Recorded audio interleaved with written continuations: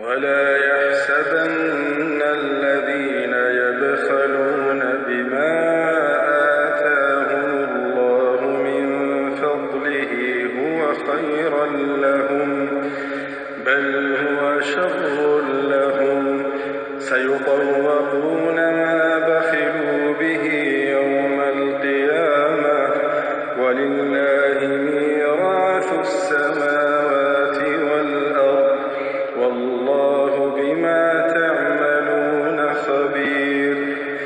لقد سمع الله قول الذين قالوا إن الله فقير